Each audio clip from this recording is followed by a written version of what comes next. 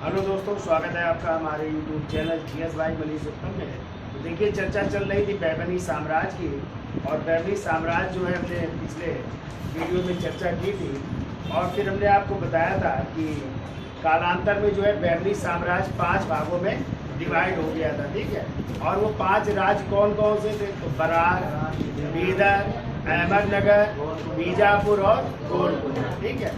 अब इनके कौन संस्थापक थे, क्या क्या घटनाएं हुई, उनकी चर्चा कर लेते। तो पहला राज्य लिखिए बरार, ठीक है। हेडिंग डाल लीजिए आप लोग, बरार, ठीक है। लिखिए, वो बैबनी साम्राज्य से सबसे पहले अलग होने वाला राज्य बरार। बैबनी साम्राज्य से सबसे पहले अलग होने वाला राज्य, अलग होने वाला राज्य कौन सा था? बरार। अगला पॉइंट लिखो, बरार की स्थापना, बरार की स्थापना 1484 ईस्वी। वो बरार की स्थापना 1484 ईस्वी में फतेह उल्लाह इमाद शाह ने, किसने की थी? फतेह उल्लाह इमाद शाह ने, फतेह उल्लाह इमाद शाह ने की। और कौन सा वंश स्थापित किया? तो देखिए, बरीद शाही वंश की स्थापना।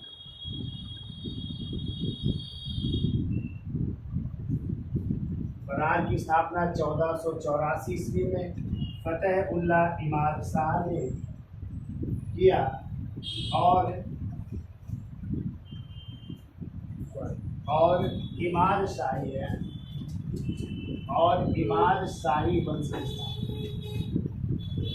इमाद शाही वंश की स्थापना की। और इसकी राजधानी लिख लीजिए, इसकी राजधानी जो है एलिचपुर है, एलिचपुर, या दूसरा नाम लिख लीजिए गाविलगढ़, गाविलगढ़।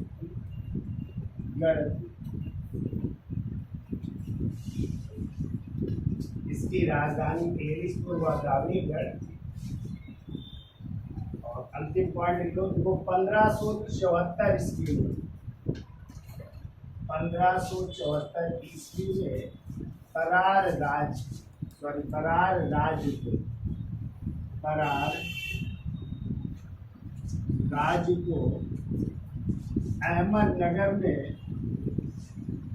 अहमदनगर में हड़प कर अपने साम्राज्य में मिला, अपने साम्राज्य में मिला। यानी किसका हिस्सा हो गया ये? 1574 में अहमदनगर का हिस्सा हो गया, ठीक है। देखिए, आपने पढ़ा था ना तालीकोटा का युद्ध जब है 23 जनवरी 1565, तब ये सब अलग अलग राज्य थे, ठीक है। 4 ने मिलकर के लड़ा था, लेकिन कौन शामिल नहीं हुआ था? यही शामिल नहीं हुआ था। तो याद है कि जाना पड़ेगा। आज तालीकोटा के युद्ध में कौन सा राज्य जो है संघ में शामिल नहीं था? तो वो था बरार, शामिल नहीं था। 4 लोगों ने मिल करके लड़ा, ठीक है। अब अगला राज्य लिखिए, और वो है बीजापुर। रेडी डाल लीजिए, बीजापुर।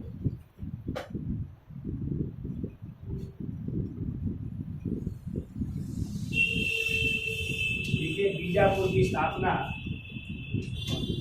ये स्थापना 1489 ईस्वी में किसने की थी? तो संस्थापक लिखिए यूसुफ आदिल शाह, आदिल खां तुर्की।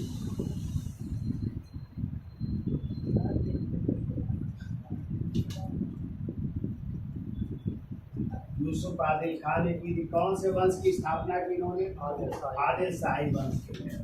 वंश कहलाया इनका आदिल शाही वंश। आदिल शाही वंश। इतना याद हो जाएगा। 1489 में स्थापना हो रही, संस्थापक का यूसुफ आदिल खान, वंश कहलाया आदिल शाही वंश। और इनकी राजधानी पूछी जाए तो राजधानी राजधानी थी नौरश्तपुर।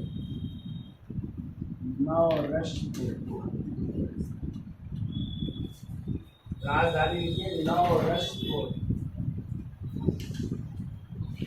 अब इस वंश के अगले शासक लिखे तो इब्राहिम आदिल शाह। में लिखाएंगे, ज़्यादा नहीं लिखाएंगे। इब्राहिम आदिल शाह। और इनका टाइम लिख लीजिएगा। इनका टाइम है 1534 से 1558। 1534 से 1558।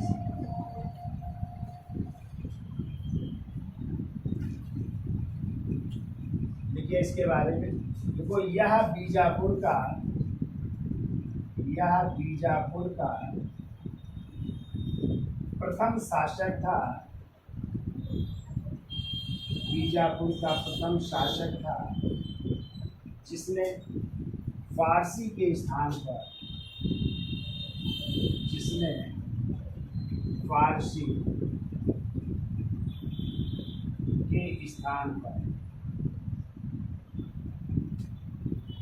फारसी के स्थान पर हिंदवी, और हिंदवी कहते हैं दक्कनी उर्दू हुआ है। हिंदवी का कोट में मुझे दक्कनी उर्दू है, जो दक्कन में बोली जाती है। तो देखो फारसी के स्थान पर दक्कनी उर्दू या हिंदवी को राजभाषा बनाया। हिंदवी को राजभाषा बनाया, यानी फारसी के स्थान पर राजभाषा क्या हो गई, हिंदी है। राजभाषा बनाया और हिंदुओं को उच्च पदों पर नियुक्त किया। हिंदुओं को उच्च पदों पर भी नियुक्त कर रहा है, यानी हिंदू जो लोग थे उनको उच्च पदों पर या बहुत से पद और प्रदान की उस पर नियुक्त कर रहा है। इसका स्क्रीन शॉट तो याद हो जाएगा। यानी पहला वंश कौन था जो बैबनी साम्राज्य से अलग हुआ था? फरहान। कब हुई थी स्थापना? 1488। किसने की थी? फतेहुल्लाह इमाद शाह। तो वंश क्या कह रहा है? इमाद शाही वंश। राजधानी क्या थी? एलिसपुर या गाविल। और फिर इसको किसने मिला लिया? तो 1574 में फरहान को किसने मिला लिया? अहमदनगर ने अलग करके अपने साम्राज्य में मिला लिया। किसका हिस्सा हो जाएगा ये? अहमदनगर। ठीक है। फिर आता है बीजापुर। तो बीजापुर की स्थापना किसने कब हुई? 1400। किसने की? यूसुफ है।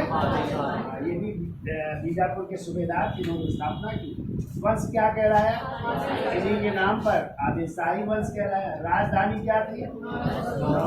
और इसी वंश का ये शासक है जिसका नाम है इब्राहिम आदिल शाह। आए है 1534 से 1558। एक पॉइंट याद रखना है कि इसने जो है किसकी जगह? फारसी की जगह किसको? हिंदवी यानी दक्कनी उर्दू को क्या बनाया अपनी? और हिंदुओं को उच्च पदों या अनेक पदों पर, कई पदों पर उनको नियुक्त किया था। ठीक है, तो ये हुआ। अब इसके बाद अगले शासक बने, उनका नाम है अली आदिल शाह। इसका स्क्रीन शॉट ले लो, फिर आगे चलते। अगले जो है बीजापुर के शासक है अली आदिल शाह। टाइम है 1558 से 1580। तो देखिए इनके उसमें एक पॉइंट याद रखिएगा कि अली आदिल शाह का विवाह हुआ था अहमदनगर के जो शासक थे उनकी बेटी के साथ, और उनकी बेटी का नाम था चांद बीबी। नहीं थी बीजापुर की शासिका, तो चांद बीबी के साथ हुआ था। लेकिन इनकी जो है 1580 में जब मृत्यु हो जाती है तो इनके जो भतीजे थे यानी भाई के लड़के वो अगले शासक बन जाते हैं। और चांद बीबी भी बीजापुर छोड़ करके, क्योंकि वो राजकुमारी कहाँ की थी? अहमदनगर की राजकुमारी थी, उनके कोई भाई नहीं था, इस कारण भी वो अहमदनगर आ जाती है और फिर अहमदनगर से शासन का संचालन करती है। ठीक है, तो देखिए अली आदिल शाह ने देखो इनका विवाह विवाह अहमदनगर के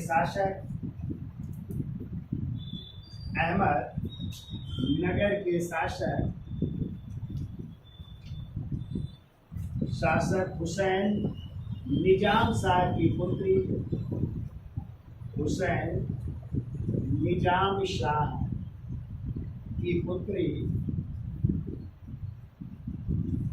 चांद बीवी के साथ हुआ। ये पॉइंट आपको याद है। लेकिन फिर 1580 में इनकी मृत्यु हो गई। अगले शासक कौन बनते हैं? इनके भतीजे, जिनका नाम है इब्राहिम आदिल शाह बुटीर। अगली हेडिंग आ लीजिए, इब्राहिम आदिल शाह बुटीर।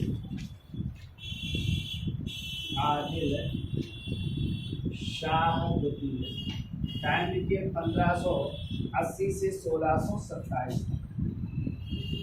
1580 से 1627। देखिए, जब अली आदिल शाह की मृत्यु हो गई तो उनके भतीजे अगले शासक बनते हैं और कहते हैं ये शासक जो है महान विद्या प्रेमी था। तो देखिए, ये महान विद्या प्रेमी थे,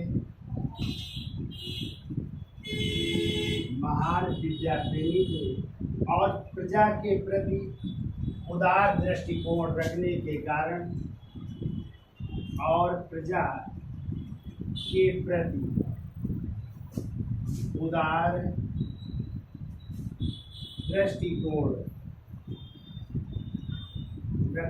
कारण इन्हें जगत गुरु भी कहा जाता है। जगत गुरु या अबला बाबा भी कहते हैं। उनको जगत गुरु या अबला बाबा भी कहा जाता है, क्योंकि गरीबों की भी सहायता करते थे। ठीक है, अबला बाबा के नाम से जाना जाता है। तो प्रजा के प्रति उदार दृष्टिकोण के कारण जगत गुरु, और गरीबों का कल्याण करने के कारण अबला बाबा के नाम से जाना जाता है। ठीक है, अबला बाबा या भी कह सकते हैं, निर्धनों का मित्र भी कहते हैं। दोनों अबला बाबा या निर्धनों का मित्र भी कहा जाता है। गरीबों की भी सहायता करते थे, उनकी मदद किया करते थे, इसलिए अबला बाबा या गरीबों या निर्धनों का मित्र कहा जाता है। अब देखो, इनकी एक किताब है, बहुत पूछी जाती है। देखो, इब्राहिम आदिल शाह बुटीर ने हिंदी गीत संग्रह, और उस संग्रह का नाम है किताब ए नौरश।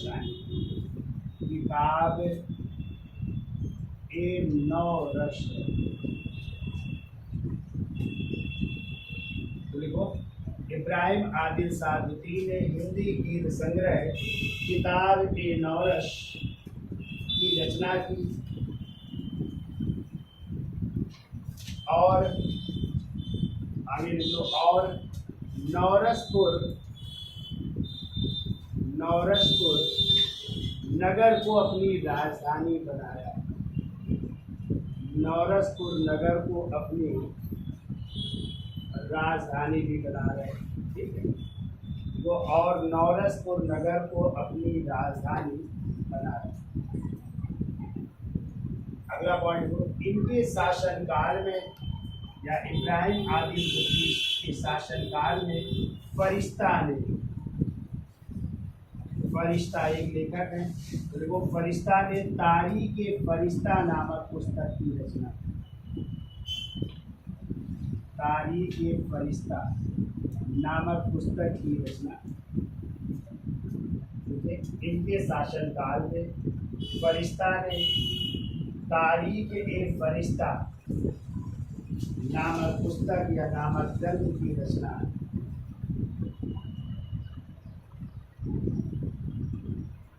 तारीख-ए-फरिश्ता नामक ग्रंथ की रचना।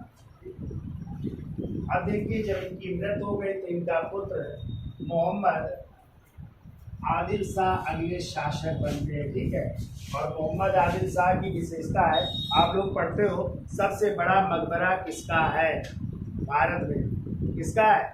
मोहम्मद आदिल शाह का मकबरा, जिसे गोल गुंबद कहते हो। तो गोल गुंबद कहाँ है? बीजापुर में है ना, पूछा जाता है। तो किसका मकबरा है? वो उन्हीं का है, मोहम्मद आदिल शाह। यही इंपॉर्टेंट है जो आपको याद रखना है, ठीक है। वो किसके बेटे होते हैं? इब्राहिम आदिल शाह द्वितीय। इसका स्क्रीनशॉट ले लो, उसकी चर्चा कर ले। तो देखिए अगले जो है बीजापुर के शासक बन रहे हैं मोहम्मद आदिल शाह। टाइम है 1627 से 1617। तो देखिए इनके बारे में, तो यह इब्राहिम आदिल शाह द्वितीय का पुत्र था। इब्राहिम आदिल शाह द्वितीय का पुत्र था।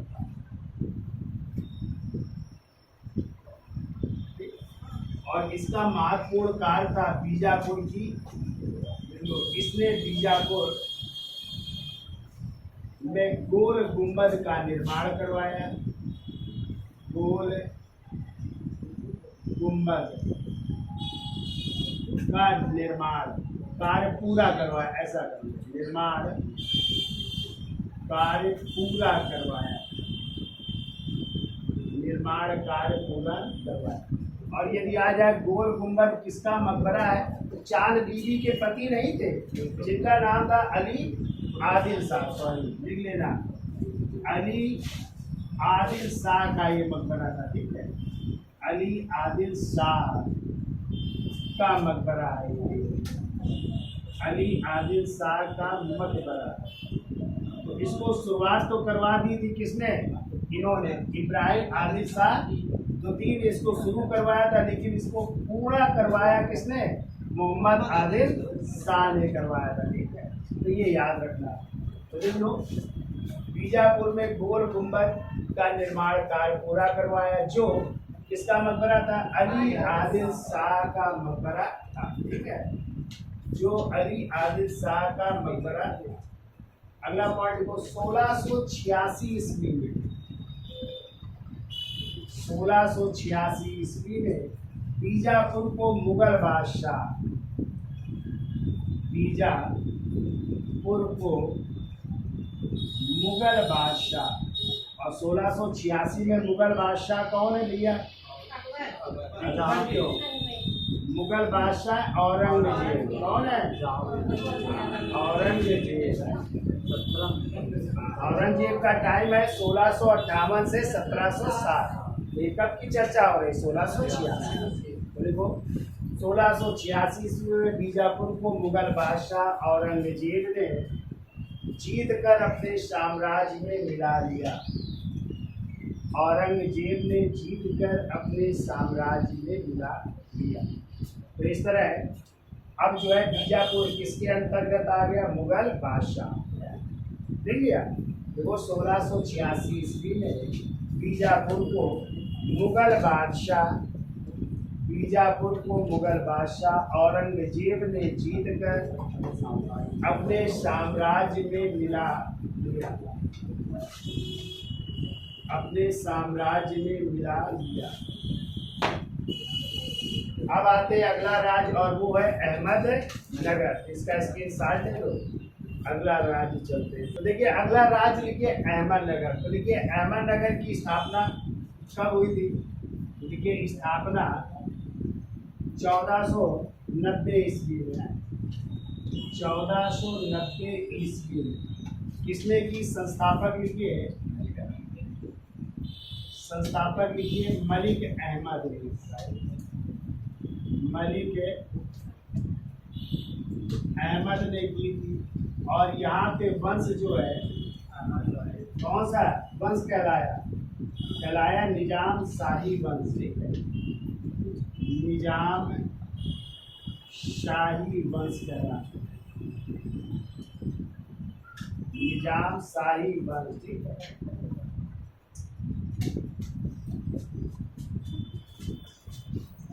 अब देखिए हमने आपको बताया था इन्हीं निजाम शाह की बेटी थी, जो हुसैन निजाम शाह थे ना, उन्हीं की बेटी का विवाह हुआ था किसके साथ? अली आदिल, जिसका नाम था चांद बीबी। तो देखिए अगला पॉइंट, अहमदनगर की राजकुमारी का विवाह, अहमदनगर नगर की राजकुमारी चांद बीबी का विवाह चांद बीबी का विवाह बीजापुर के शासक किसके साथ हुआ था? अली आदिल शाह के साथ हुआ। तो वो अहमदनगर की राजकुमारी चांद बीबी का विवाह बीजापुर के शासक अली आदिल शाह से हुआ था।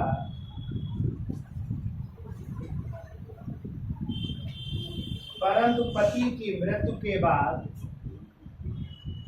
परंतु पति की मृत्यु के बाद चांद बीबी अहमदनगर आ गई। चांद बीबी अहमदनगर आ गई और यहाँ की राजनीति में भाग लिया।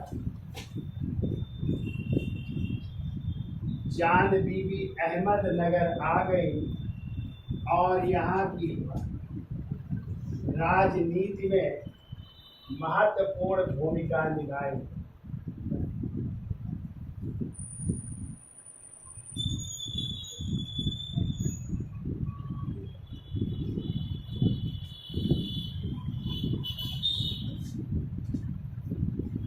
अगला पॉइंट देखो 1600 ईस्वी में मुगल बादशाह अकबर के पुत्र 1600 ईस्वी में मुगल बादशाह अकबर के पुत्र और अकबर के पुत्र का नाम था मुराद।